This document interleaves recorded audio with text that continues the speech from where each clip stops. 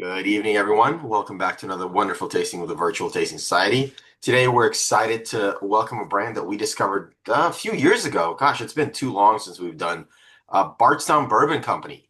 Dan Callaway is Mr. 60 Minutes, from what we hear. He is the vice president of product development. Is that? Mhm. Yeah, and you are also the head blender. Yeah, yeah, Oh, yep. wonderful. Yeah, we met a couple of your distillers on our last time we tasted with you, and then when I was in Kentucky as well. Everyone I've met from your team has been absolutely amazing. We're super excited to taste some of your liquid today. We have a fun lineup of six different expressions in front of us. But that said, welcome everyone. Thank you very much for joining us. We're excited for this tasting. We're excited to welcome Dan to tell us about Bardstown, for those who are new to the brand and for those who are longtime fans. And we got two very special pours for the end that are pre-release pours that Dan will tell us all about. Dan, do you want to introduce yourself? Tell us a little bit about the brand and take it away. Yeah, thank you so much. Great to be with you guys this evening. I appreciate you hopping on and hearing about Bardstown Bourbon Company. But yeah, happy to be here. Has anyone on the call? Maybe a quick show of hands. I can see your face. Has anyone been to Bardstown Bourbon Company before? Or are we all just learning? Okay, a couple. Yeah. So the coolest thing about Bardstown Bourbon Company is really we started in September 2016, so we're a newer distillery, right? But it was an intentional decision to come to Bardstown, Kentucky, and be surrounded by all the history and tradition. There's 10 distilleries within 16 miles of Bardstown. So the idea is let's come to Bardstown, build our distillery, surrounded by the history, but then bring a modern take to the industry. And we defined being modern as three core tenets: innovation, collaboration, transparency. You will see those three things across everything we do. Innovation, we have the most technically advanced distillery in the country. We're going to produce over 60 different recipes this year, targeting 500 points of production. So you traditionally one, two, maybe five recipes. We're going over 60. Collaboration, if you come see us, you'll see an amazing restaurant and bar. That's from legislation in 2017, where prior to that, you could just get a pour of distillate or just a little sample at the end. We built the first full hospitality, world-class hospitality program attached to our distillery. And the unexpected gift is when you do that, you get an executive chef, a beverage director. If traditional is one person in a rocking chair, what we are is a collaborative team working together. You'll also see collaboration. We do finishes with producers globally, everyone from Armagnac to Cognac to beer to Napa, Cabernet. We say there's nowhere we won't go, and we continue to do that in our finishing explorations. But above all else, if there's nothing else you take away, we are transparent. If you know anything about bourbon, it's built on a lot of myths, legends, made up kernels, right? What we do is pull back that curtain, that secrecy that's traditional in bourbon.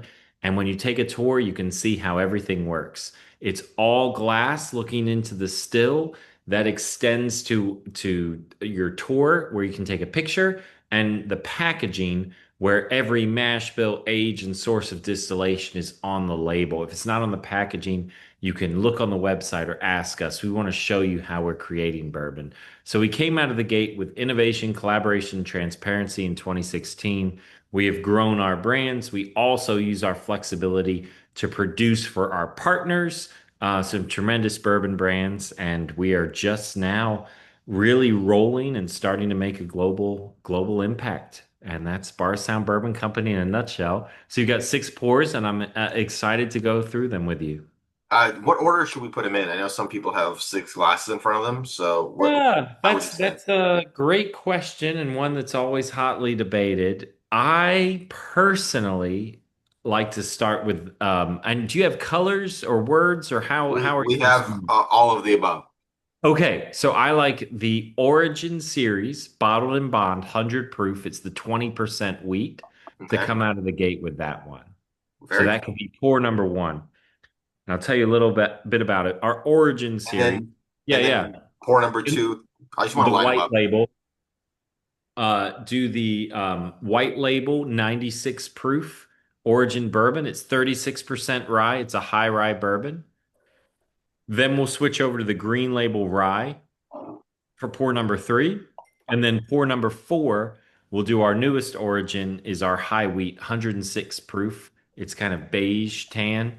It's the 39% closed with the two special pours. We'll do the Discovery and then the Ferrand. Very cool. All right, we got them in order. Cool. Bottle and Bond, Bourbon, Rye, High Wheat, Discovery number 13, and then Ferrand. Beautiful. Let's Perfect. do it. Six in a row. We're gonna make a night of it. So let's come out of the gate. We're gonna do our core origin series. So we have all four, which I love to have them lined up so you can compare. Origin series really is the seminal key moment for our company. So we started distilling in 2016. We did, I joined, my first thing I did for the company was discovery number one, right? And what we were doing is we were sourcing older liquid while we waited for the liquid of our from our stills to get older, right? And I always compare aging off a still to a seesaw. It's a seesaw that's out of balance. And you start, it's very grain forward. I was tasting distillate today. It's very grain and fruit. Every year that goes by, you get caramel, vanilla, baking spice. Uh, it's really important for our older discovery and collaborations that we'll taste later. The seesaw goes this way. But what we were doing as we were waiting for our bourbon to get on that ride and pick up barrel notes is we were sourcing, we were blending, and we were finishing. After 6 years of aging, though, we were ready to release our Origin series, and we're going to kick it off with the first thing we ever distilled. This is our Origin wheated bourbon. It's bottled at 100 proof. It's bottled and bond, 68% corn, 20% wheat, 12% barley. So if everyone has it poured, okay. And I know you guys have done a million tastings, but I don't know. I see some Glencairns. I see all kinds of vessels. I always just remind people, nose it with your mouth closed all the way, and you'll get more nostril burn, more high notes. Be sure to just open up a little bit, and you'll get more of the caramel. With the wheated bourbon, this one has a nice citrus note. Take a sip, and we'll just introduce it, and then we can talk about it. And I'm curious to hear your story of how you got into this position that you're in. This is a pretty cool Oh, job. yeah, yeah. So, absolutely. So, and any questions, just let me know. But so I'm master blender of Bardstown Bourbon Company and Green River Distillery, and I took a roundabout way to get there. My whole 20s, I was a musician. Right, my whole childhood, I was a musician. My family are all musicians. I played in orchestras. I thought I'd be a classical musician my whole life, playing the French horn. And I was playing the French horn down in New Orleans in the orchestra, and I would do these tours in China and I met my wife, who was from Kentucky, on one of those China tours. And after talking and driving up to Kentucky, I made the decision. I left the orchestra and moved to Kentucky. I was always obsessed with cocktails. I was deep into cocktails at the time, and I decided to get my wine certification. So I got my SOM certifications, was deep in that, and then I met the people who were starting Bardstown Bourbon Company, and kind of took that music background with the wine knowledge and jumped into product development through honestly through beverage, through hospitality, and then jumping over into blends and finishing and product development. So roundabout way to get there. My 20s were music and my 30s have all been whiskey. It's surprising how many musicians go into whiskey. It's Yeah. so interesting how many brands that we've featured that have some aspect of musician. Like we're having Glenn Modan on next week, and he's an avid drummer. It's We've awesome. had Single Cast Nation on, and Joshua Hatton is like I think he's a bass player. So like there's a lot of music influence. Yeah, I think they pair well because you've got the artistic side, but you've also got the discipline of learning something that you need to learn spirits. You kind of need both worlds and to wear both hats. But yeah, so this is the bottle and bond, right? And I always compare it with, bourbon is always majority corn. We all know that. Then you have your fork in the road and you're picking wheat or rye. And the best analogy I've come up with is if you were making a peanut butter and jelly sandwich and you used wheat bread or rye bread. If you use wheat bread, it's passive, it's going to support the other flavors and let other notes come through. Rye can be a bully and has more pop and personality. So we're starting with the wheat bread that's going to be a softer, smoother finish. At 6 years old, and actually, here's a good trivia question for everyone on the call, if anyone can know the answer. Almost every flagship bourbon, whether it's Jim Beam White Label, Evan Williams Black Label, they release at basically 4 years and a day. Does anyone know why that is? They wait till 4 years and then they release their core product. Can, is it because it's a straight bourbon without having to put an age statement on it? You're right on the second part, right? Anything younger than 4, you would need to call out the age, and they'll do something like 36 months or something. But 4 years, not required for an age statement. So that's where you see. But thinking about the seesaw, right? These Origin Series expressions are released at 6 years, and it just gives it the extra barrel characteristic, especially on a wheated bourbon, which takes a little longer to go. You need that 6 year balance. So really focus on the flavor, the feeling, and the easy liftoff of this wheated bourbon, and we can contrast it. If you don't mind, try to keep some in your glass. I don't know if you have two. If you have two glasses, it's wonderful. If you only have one glass, just have a good memory. When you sip this one, we're going to switch to the second one, and I want you to focus on the feeling as much as the flavor because we're going to switch out the secondary grain. If you have a second glass, it's nice to go back and forth. I think by now most people have six glasses in front of them. Okay, wonderful. So, Except Mark. He's got five because we owe him a glass. so no, so stay on that thing. We're going to switch now, change our secondary grain. And it's Okay. amazing to compare these two. So now we're going to do our white label 96 proof Origin Series bourbon, aged 6 years. It's 60% corn, 36% rye, 4% barley. So what you're seeing is a Kentucky bourbon, the difference between having a wheated bourbon and a rye bourbon. And we talked about the bread characteristic. Easiest way, just keep it in your head. Wheat is sweet, rye is dry. So take a sip of this number 2, and you'll notice immediately the pop and personality, the spice, the ginger, and about 20 seconds after you taste it is when you'll really notice. It comes on at 10, starts to really present itself at 20 seconds after you take your sip of this of number 2. The sweetness will be gone. The caramel lifts off. What you're going to be left with is this kind of grip and stick and sizzle all back here. The sweetness goes, the tingle remains. That is due to the tannin. Rye inherently has more tannin than wheat. So when you have something with a high rye, it's going to grip you. Key way to remember it: tannin is a feeling, not a flavor. It's not like you're tasting raspberries or anything. It's the feeling on your tongue. You can experience tannin through a Big Napa cab. If you leave 6 tea bags in hot water, you'll get a lot of that tannin and grip. That's really a way to identify the rye. Other characteristics of rye, and we're still in the world of bourbon. I'm just talking about the second grain, right? That high rye will be green notes, will be herbal tea, will be mint, and just that spice and grip. Now go back and forth. If you go back to number 1 now, after you've had that vibrant second pour, number 1, I think you'll really appreciate the smoother, easy liftoff. So they have two different purposes. Weeded bourbons make nice, smooth sippers. Rye bourbon has more of the personality. They do well in, say, a Kentucky Mule, a bourbon ginger, or a Manhattan where you need a lot of flavor, where weeded make better smooth sippers. If you were going to do the weeded bourbon in a cocktail, maybe something like a whiskey sour with lemon, but nothing that's going to overrun it. So two different takes on Kentucky bourbon. No legal reason to label them differently, but we just call out the grains so you can know what you're getting. Cool.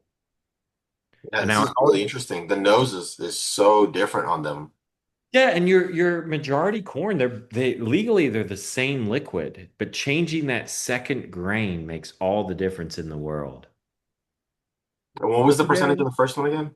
First one's 100, although because it doesn't have the right, drink's a little softer with the easy lift off. Oh no, I The was talking second about the one's mash bill. actually, yeah, yeah. Oh, percentage on the first one, 68 corn, 20 wheat, 12 barley. You guys are putting a lot of corn. That's impressive. Yeah, yeah. I love to see, I can see all your faces on my screen. Show of hands, and it's always divided. We'll see. Who is on team number one, wheated bourbon? Who's on team bourbon with rye as the secondary grain? Oh, it's always 50-50. It's so interesting.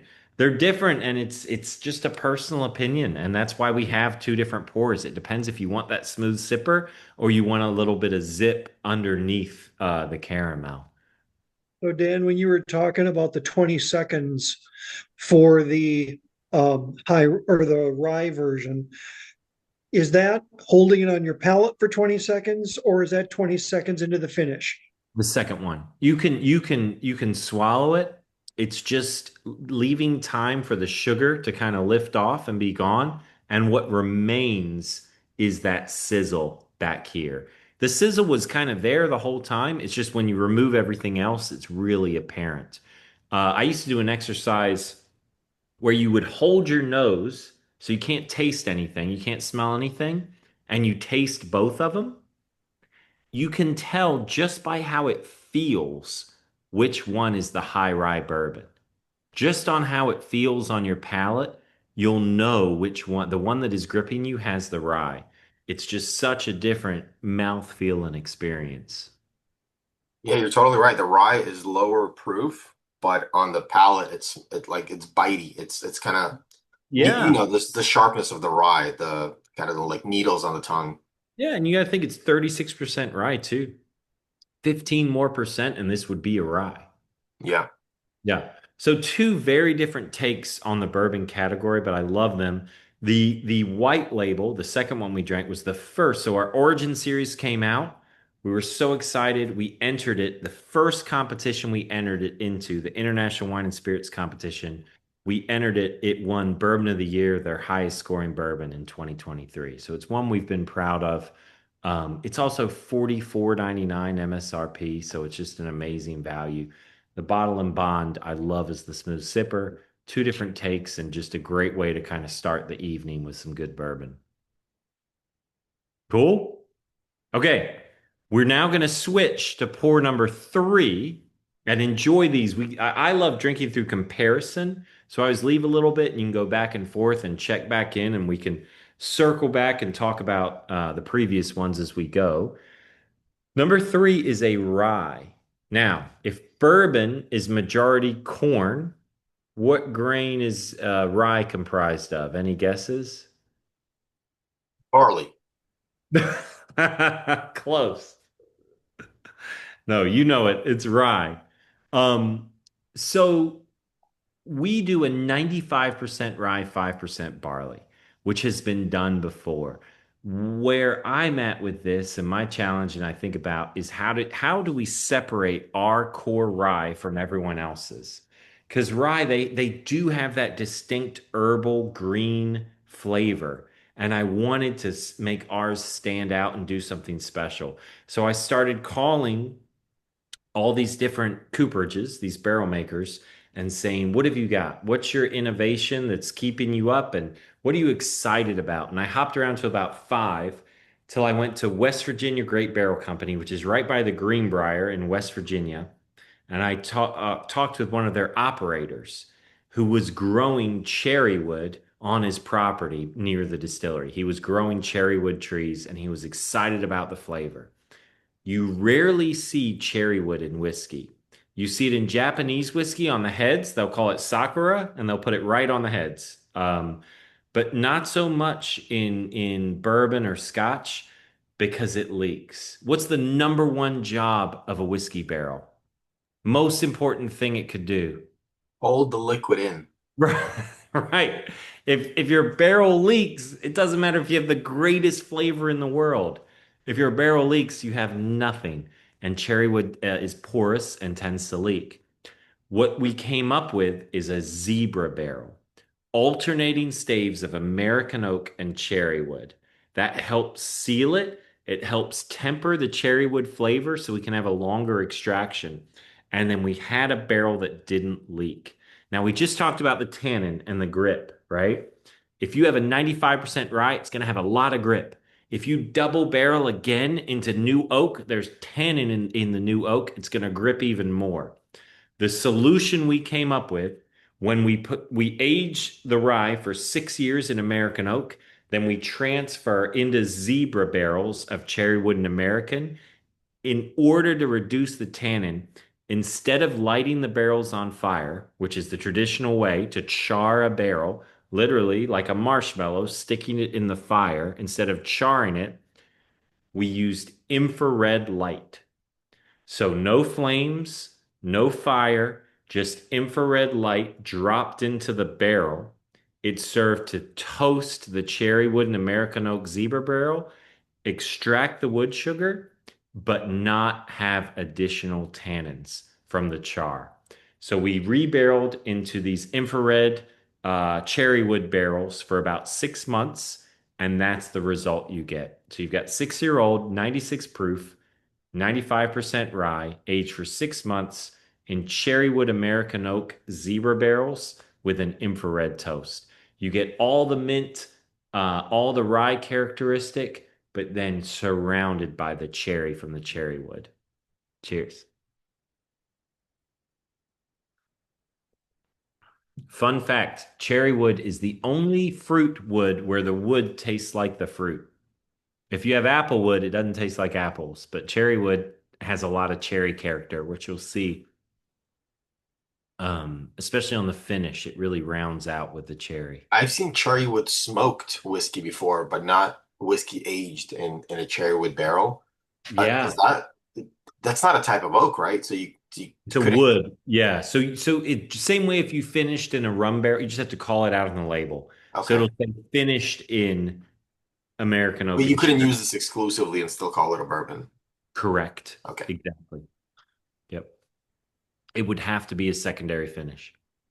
Yeah, but because you started out 6 years in the oak, you still call it a bourbon. Yeah, and it's a rye. Or So rye you, in this you case, can yeah. call it a rye, but the Oh, way okay. you do it, you do Kentucky straight rye finished in cherrywood. So you call out both things. So And you got to pay 6 years. attention to that spelling. Yeah, It's cherry, not sherry. I know. I get into that all the time. I've, I've had back and forths for 10 minutes, not realizing that we're talking about two completely different things. You must have Is this spent time with Oloroso Toddy's. cherry or Fino cherry? Yeah, yeah. Is this the Fino cherry? And you can Sorry, have a Tony, what did you cherry say? in cherry. Yeah. I was thinking So he was Dan, do over at people Toddy's liquor store there in Bardstown having a few. Oh, yeah. Dan, do you get people that get a cut grass note in the rye? Yeah, you can get fresh grass in people will call that in bourbon too, but there's a reason all the rye labels are green, right? Is the herbal characteristic, green characteristic is prevalent in rye.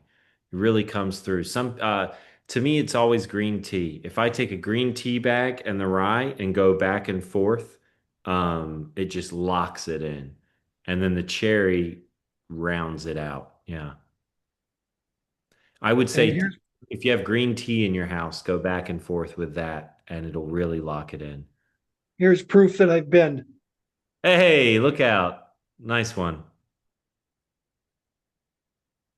Awesome, Mark. I will say your Bardstown Distillery is the only distillery I've been to where, and it makes sense because it's a modern built distillery where it was built for tourism. When we were there, you guys have like a little balcony overlooking where they're firing the barrels and all this stuff. So like all of Yeah. these things were thought out. Usually it's a distillery that's functions that's like a factory and they happen to Yeah. walk people through it and it's like you're just in the way. That's, Versus that's yeah, that's really insightful. And you're seeing that change across the board distilleries where previously hospitality and tourism was an obligation.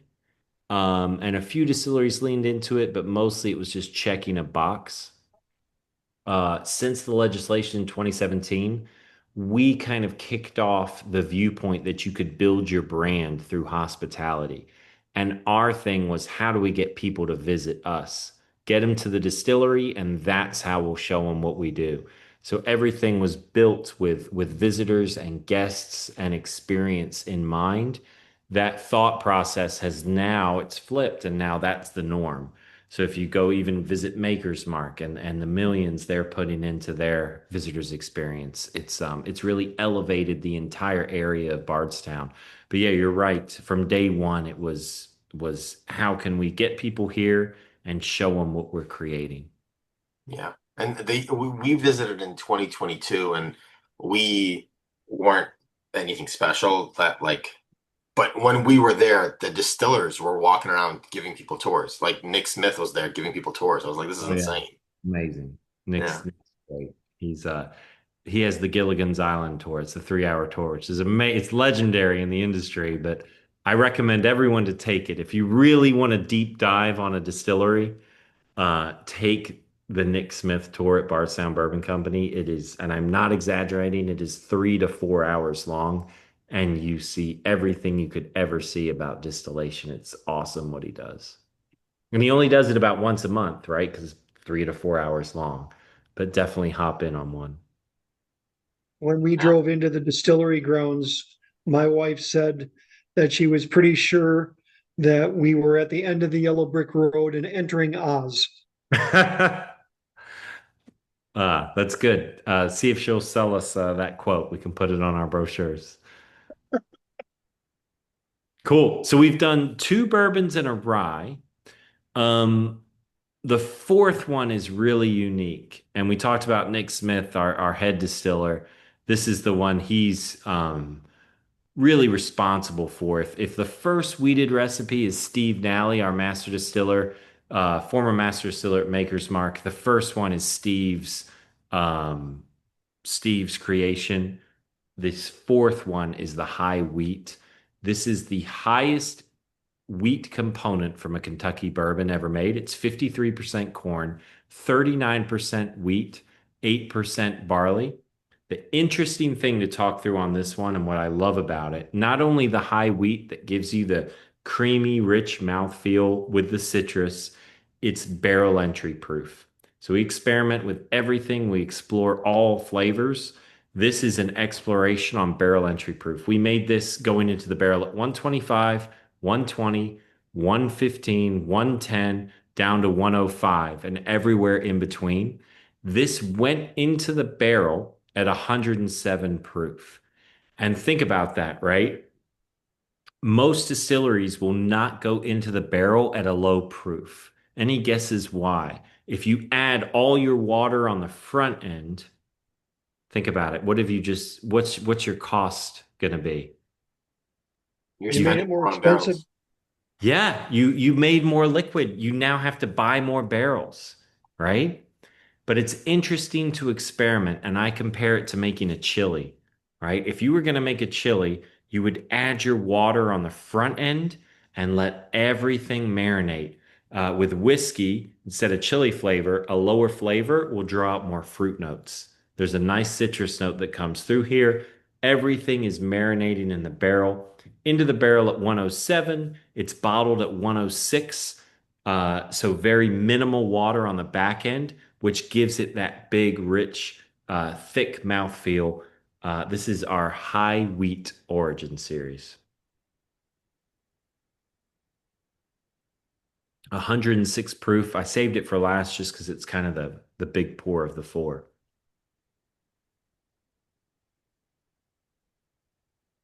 Well, I posed the question before in the chat if which one was the one that people like putting against Weller Antique. That would be I'm this I one. So the antiques at 107. This is the one that's gotten the reviews as the Weller killer, you know.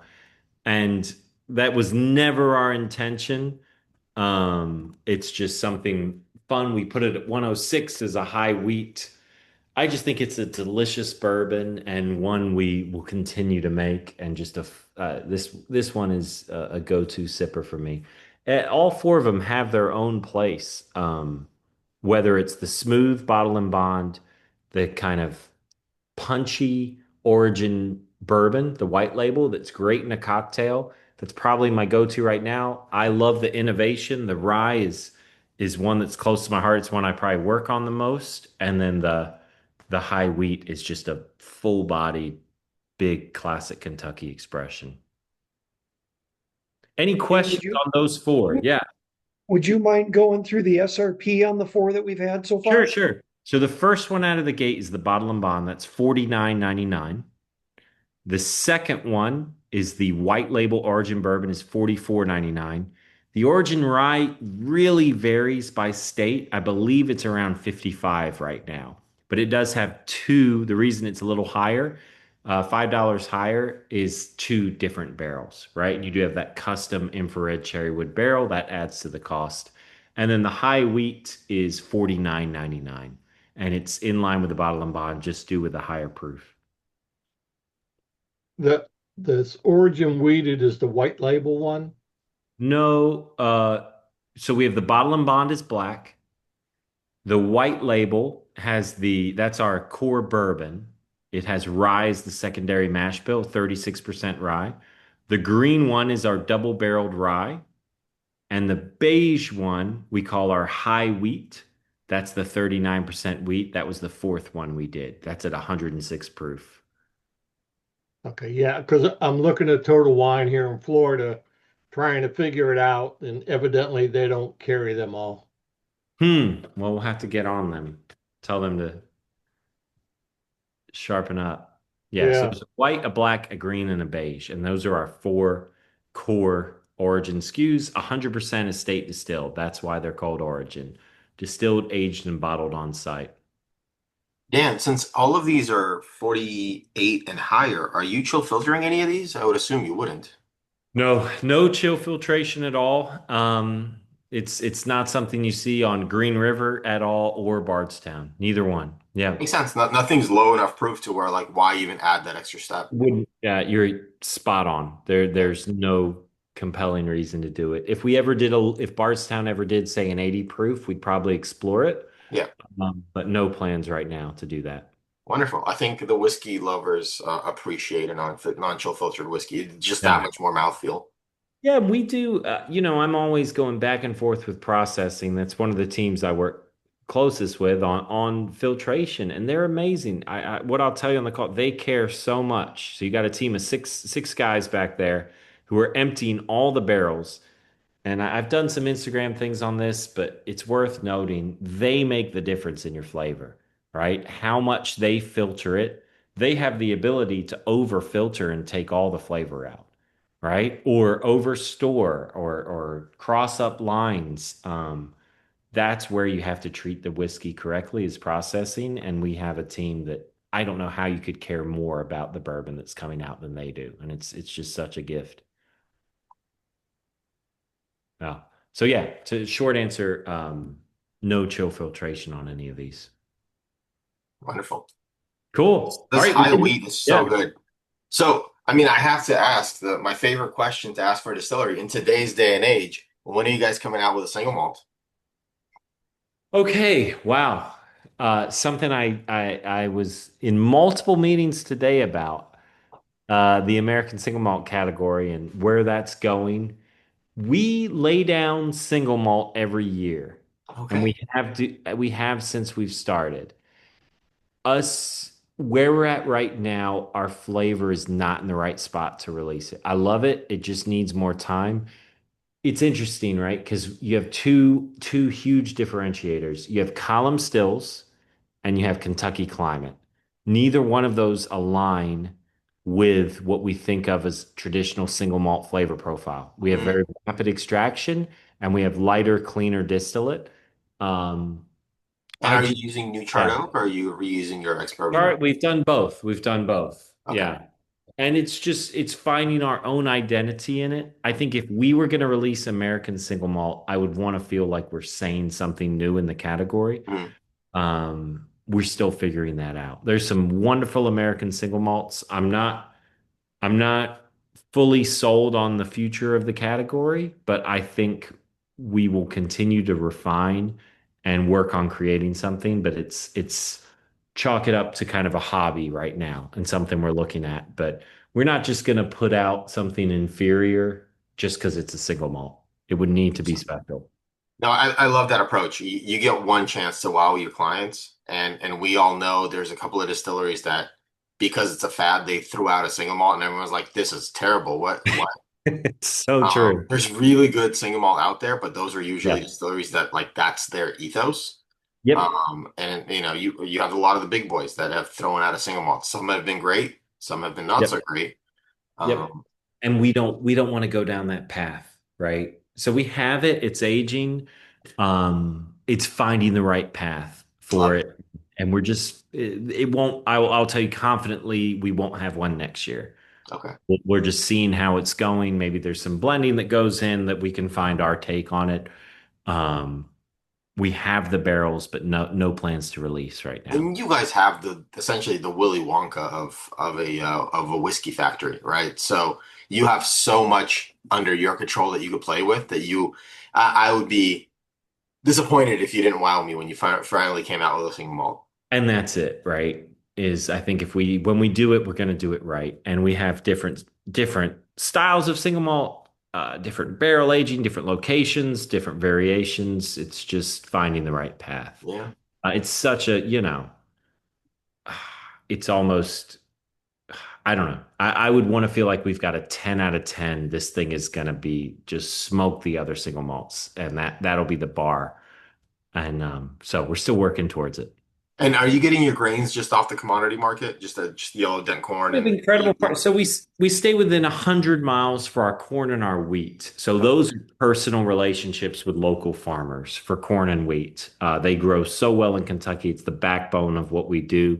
For rye and barley, you have to go to different climates. We do grow some rye and some barley in Kentucky. We're working on Nick Smith is working on a Kentucky Proud, only Kentucky product, but the almost all our rye and barley is from other regions that grow it much better than we can. makes sense. Get the best ingredients possible for sure. Yep, 100%. 100. If we could grow it locally as well, we would, but I've yet to see it. Yeah. Cool. All right. What did you guys think of the four? Is anyone a fan of three or four as their favorite? I love the high wheat. The high We got wheat's we got phenomenal. a mark on the rye and we got two on the high wheat. I love the high wheat too. It's awesome. It almost makes me want to go and pour the Weller 107 and do them side by side. Yeah, worth checking out, I would be curious to hear your feedback. I think this high wheat is stellar and 49.99 available. It's amazing. Somebody Okay. actually gave me a sample of each. Double blind didn't tell me anything about it. Yeah. Said, try these two, tell me which one you like better. Um, it was a close race. Once Yeah. I found out what they were, it was the Bardstown because I can get it. Yeah, right. It's available. So the four you just tasted, that's our lineup for the foreseeable future. Around those, that's kind of all the creation and innovation and exploration of limited releases that'll come and go. But the heart of the company is our Origin series that you just tasted. And it's crazy. I always describe us as a young company. We'll have our 10-year next year. Which is crazy. We're going to do 10 years. 2026 is next year. So we may have another addition to the core in about a year from now. But It's crazy how Bardstown has become like a staple. Like everybody knows Bardstown. You've made such an impact on the industry, and to think that you guys are less than 10 years old, like you it's think of distilleries in Kentucky, and Bardstown is just rolls off the tongue as like a must visit. Everybody knows it. you make good whiskey at like one of the heritage brands, and then just to realize that it's not even 10 years old is just amazing. Amazing. Yeah, it's surreal. And a lot of people talk about the bourbon industry being taking a little hit. It is a correction that's going on right now. Bardstown, the Nielsen data just came out for 26 weeks. Bardstown is the fastest growing US whiskey brand in its category right now, which is crazy. It's up 40%, right? So we are, and it's still this tiny team. So we're still just taking our little bite out of the big picture, but we feel very optimistic about what we're doing. Very cool. So we Cool. all voted in I passed the poll around just to make it easier for everybody's favorite of the core four. If you haven't voted yet, now's your chance because I'm going to close it down in three, two, one. What do you think? What do you think was the favorite so far? I'm gonna guess the high wheat was the favorite. Do you know your whiskeys? Yeah, 56% voted for the high wheat, and then rye was a close second, so that's pretty good. That's amazing. Cool. Cool. Yeah, I love the rye is always gonna have my heart. It's and if you ever do a single barrel pick, the cast strength rye is some of the best stuff we do when you get that cherry wood at cast strength. It's amazing. But I wanted to, and just to segue in, send you guys something special. So, very few people in the world have tried what we're going to try. And that is not an exaggeration. I took these from the processing tank, is another thing. Um, let's see, did correct me if I'm wrong? This is memory. These weren't full bottles that I sent you, right? Were they packaged bottles or did they look like? No, they were plastic Yeah, handwritten. that's what I thought. Yeah, plastic Okay, bottles amazing. So with handwritten labels stuck on them. yeah. I went. So it's funny. When bourbon is processing, we normally let it sit like a month or two. You add the water slowly. You let it just kind of mellow out. Is the way I think about it. You have a giant, 7,000 gallon tank, and it has a little spigot on the side, and you pull your samples from the little spigot on the side. Have now got our Discovery 13 and our Ferran collaboration that the press release goes out next week. I'll tell you all about them. I do need to preface it while you pour them. These have not been proofed down. So you have one of a kind samples. These are cask strength versions of our big releases for the year. So this is truly one of a kind here. So we're starting with Discovery. Okay, I'm gonna try to do this in a minute, and this is kind of stuff that's real where my heart's at, and I think about is blending and finishing. So here's the 1 minute version. Let me know any questions.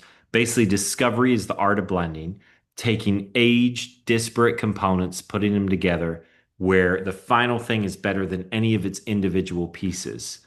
This is Discovery 13. It goes up to 15 years old. What I've been getting into is aging in new oak, older whiskey. We talked about the tannins. You don't normally see that. You wouldn't normally age older whiskey because it would be too grippy and too astringent.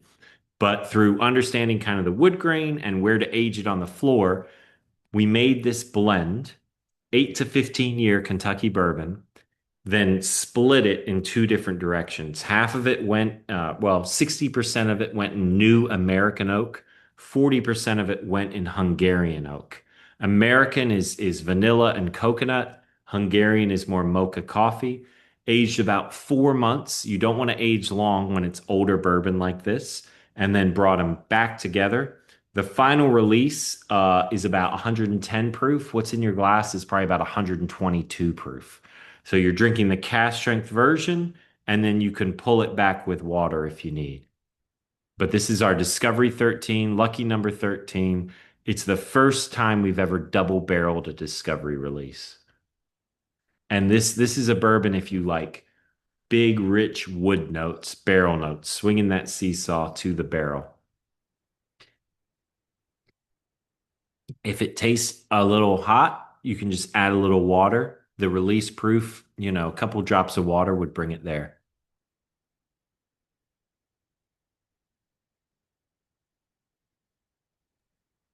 Cherry Coke and chocolate. That's all. Wow. The cherry is coming from one of the bourbon sources. The chocolate is definitely that Hungarian oak, which really gives the mocha feel to it. Makes me think of those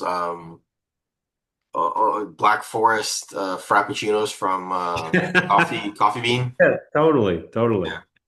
And a little spicy, just enough to make it an Yeah. adult drink. Yeah. Yeah. So when it comes down to 110, and I love it cast strength too, but you'll get more of kind of the cherry and the fruit notes. And where the proof really makes a difference is on that finish. It just finishes more luxurious, less aggressive. So more velvety when you bring it down a little bit. But I wanted you to have the cast strength option. I did a sip straight, then I added one drop to like, it's probably half an ounce is what I pour in my glass to taste. And it's amazing. There's no Yeah, other way to say it. It's just amazing. that's awesome, Tony. Yeah, it's worth trying to if you're able to separate a little bit the way Tony did it, pour a little out and mess with that with water so you still have the cast to go back to. It really opens up the notes and you get a feel for why we kind of add just a touch of water, opens it up a bit. Sometimes ethanol can mask. I love it both ways, but wanted you guys to have that. I can almost imagine it with a little bit of black walnut bitters added to it, Yeah. If just anyone, just to yeah, emphasize it. it would make a hell of an old fashioned if anyone's bold enough when you I was gonna say the same thing. This would make it's a cocktail already. Just add a little bitters on a cube and old fashioned it. It's perfect. That's awesome, Jane. So yeah, that's coming out. It's on trucks right now, so it kind of staggers how it goes into market. Distributors handle that, but our big release is a week from tomorrow. That's when we'll start to hear about this one. This is discovery number 13. And we're in a cadence now. We're doing one discovery and one collaboration per year, and they'll release this time of year. So this is the one for 2025.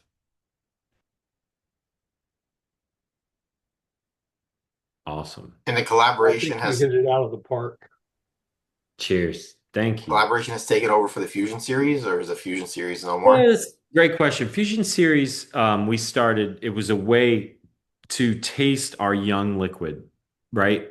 So like 3 and 4 year bourbon that we liked the flavor, but we didn't want to release a 3 or 4 year bourbon.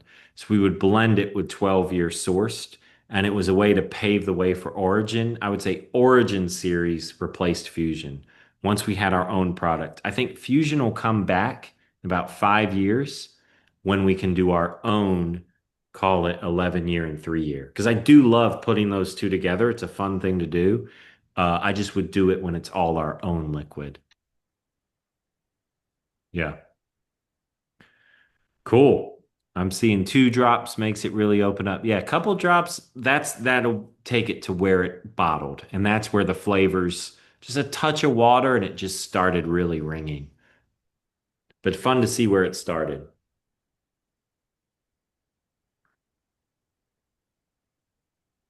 And it's very much oak characteristic between the Hungarian and the double-barreled American. Cool. Okay, and then the last one also releases. It's the same press release. It's our one collaboration for the year. The collaborative series is partnering with another wine, beer, spirits producer. We've done it with everyone from Silver Oak Cabernet to Four Square Rum to uh, Bourbon County Stout, all kinds of partnerships. It's brands we're excited about and finishing in their used barrels. We have done one previously with Maison Ferrand, who is just one of my favorite production teams in the world. I just love hanging out with them. We have similar viewpoints. I see them a couple times a year, and they're just amazing people. They also have Plantation, now called Plantaray Rum, and then Maison Ferrand Cognac. With this one, it's a blend of bourbon and rye together. So different bourbons with rye. and then aged in the cognac barrels for 15 months. So you're getting bourbon, rye, and cognac together. To me, if the discovery was the rich, big kind of oak bomb, this is more elegant and a balanced finish. So you're getting rye, bourbon, and grape notes from the cognac. I will tell you this is in the high 120s. Was released at 107. This is one of my favorite whiskeys we've done. Normally, I would put it ahead of the Discovery, but I just think it speaks for itself with the beautiful finish that I wanted to close out the night with it. And again, this would be one to add maybe 3 drops of water to. It comes down call it mid 120s down to 107 is where we release this thing just to bring out the fruit characteristic of the cognac. A few drops of water will really bring that out.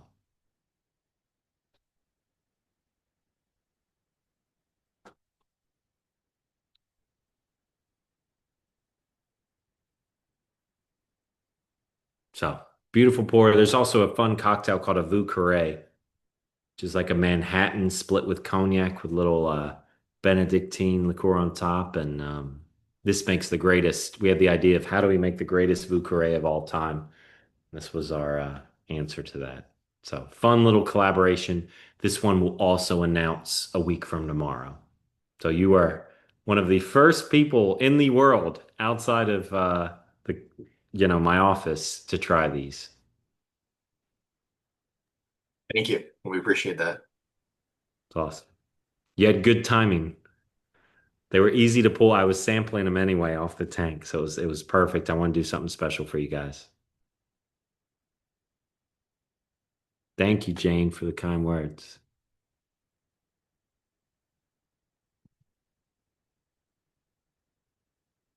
I like the nose on this too. I mean, I could wear this as a perfume.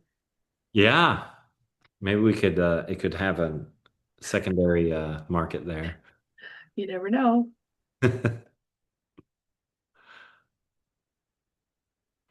Yeah, so that's a cognac finish. The barrels are shipped from Cognac to Bardstown. We fill them, we monitor. I'll change floors with them, just see how it extracts, and ultimately, ultimately make this. And I just saw 3 drops as the ticket. Yeah, if you do 3 drops, that'll probably take it close to where it's being released in the final product. Let's see if any of the core line stands up as a favorite tonight. Okay, it might. Hey, they're all special in their own way. For sure. Hey, that's what they say about us. Yeah. I can't stop smelling it. It smells so good. I know, right? I feel really good about it. So if we have a member going there in October, should we reach out to anyone? How do we make sure we To get this? Bardstown? Yeah, to the distillery. Yeah, awesome. Great question. So the I am a member.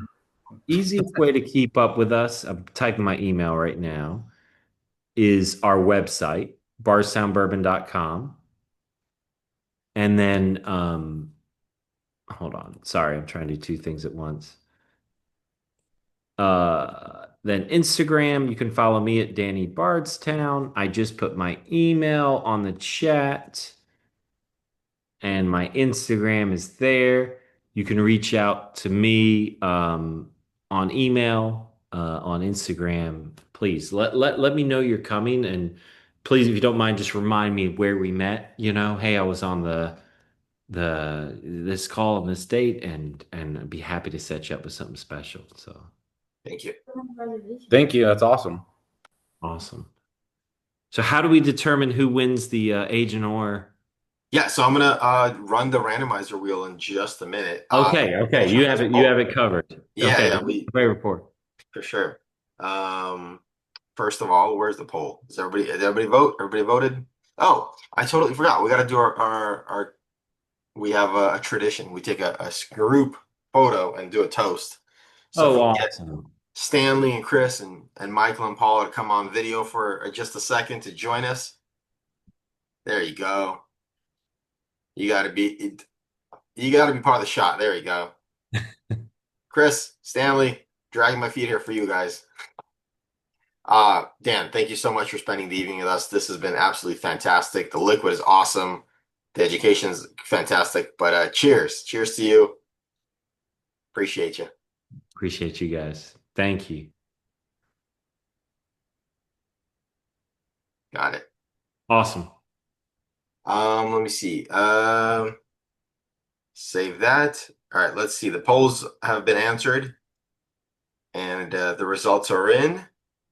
What do you think was the favorite of the night overall? I'll say it's the cognac. Damn. 2 out of 2. Hey, High Wheat took a vote. Hey, I like that. It's fun. They're all special to me in their own way. So that's awesome. So keep an eye out for the Discovery and the Ferran coming very soon here. So good. Thank you so much. Awesome. Jane is holding up that Aged in Orchid. Oh, did she already win? She's already been using it for the last week. It may be a little bit ABUs, right? Gently used, yeah. Gently used. There you go. Now we'll run the randomizer right now. Let me pull the names and do a quick randomizer wheel. It's beautiful. If you don't already have one of those, you got to get one of those. Set up the randomizer wheel. While we have Dan, if anybody has any questions, now's the time. Yeah, please. Don't be shy. So Dan, I've been hoarding a Discovery 11. Oh, yeah. How would you compare the 11 to the 13 now that I've tried the 13 and cast strength? The 11 and 12 are kind of siblings. The 11 and 12 are the fruit bombs of the group. They're the cherry forward, just classic Kentucky cherry with barrel. 13 to me is more wood characteristic. It's more oak, it's more mocha, it's more spice, it's bigger, where 11 is the fruit. So 11 might be the most well received one we've done. I love 11. 13 is going to be your kind of cigar night dessert. I think it'll do very well. Okay, and then a wild card. I've also got a Discovery 4 in the Yeah. back of the Oh bunker. man. So 1, 2, 3, and 4 are very classic profiles. 4 to me is like a love song to Kentucky. 10, 12, 14-year bourbon. Just uh absolute rock star. 4 is a lot of people's favorite of all time. Yeah, hold on to the 4. Thing is great. 1 is my personal favorite only because the first thing I did for the company. I get asked that a lot. What's your favorite? Discovery 1 was my intro to the company. So that one will always have a soft spot. Number 1 is the early ones we released at true cast strength. So it's one really sings with a couple drops of water. But the thought back then was release them at true cast strength and let the drinker bring them down themselves. We later moved to just kind of proofing them where we thought they should sit. So 1 is hot, but it's delicious. And Wow, Dan, you go ahead, Jordan. Dan, you're repping Green River also, you said, right? Yeah. So I the blender for Green River as well. So I do a lot. A lot of my focus is on the foolproof.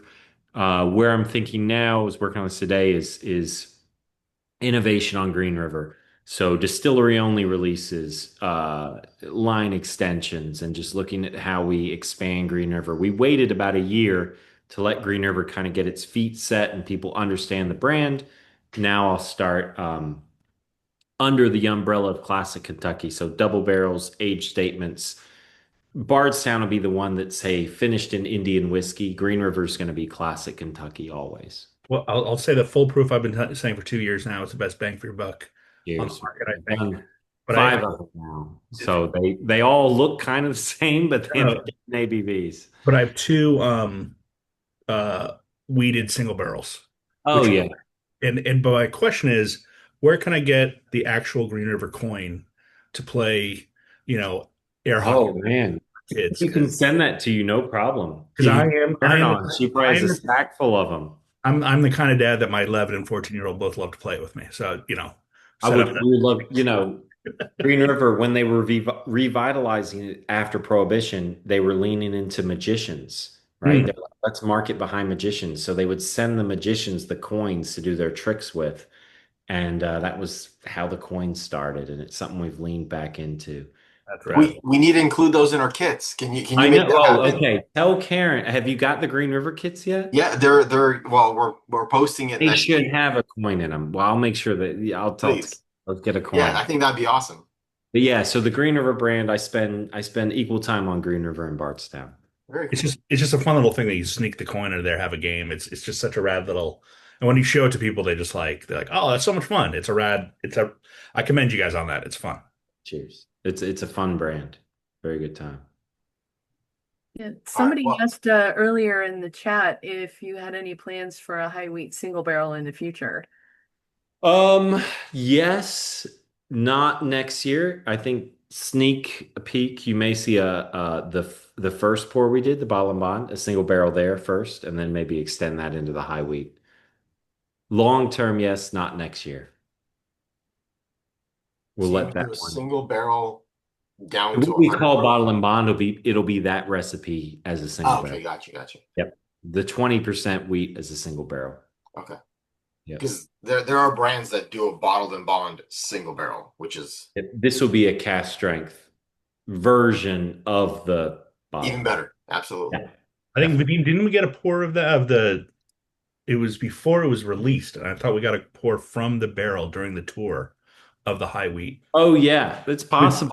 Yeah, it Yeah. was like 2 years ago, so they're like, it's not released yet. It needs another year or two, or 3 years ago, whatever that was. But it was damn good then. So I can only imagine. I remember the new make that the tour guide was like, put your hand out Yeah, here, That's awesome. It always tastes better out of the barrel. That's for yeah. sure. or out of the vat. Right, yeah, out of the hands. Yeah, Awesome. that's Do one Well, way you to have any sanitize idea fans. what the cognac collaboration MSRP will be whenever it gets released? 139, I would guess. Yeah. That's not But this bad for what it No, is. no, I think the Discovery and the Cloud both be 139. Yeah. Ah. Yep. The nose on the Discovery just keeps giving. Oh, it's amazing. And one of my favorite aromas is that Discovery 13 on an empty glass. The residual it leaves behind when you get the ethanol out and it's amazing. Yeah. Very fun. You could definitely wear as a perfume.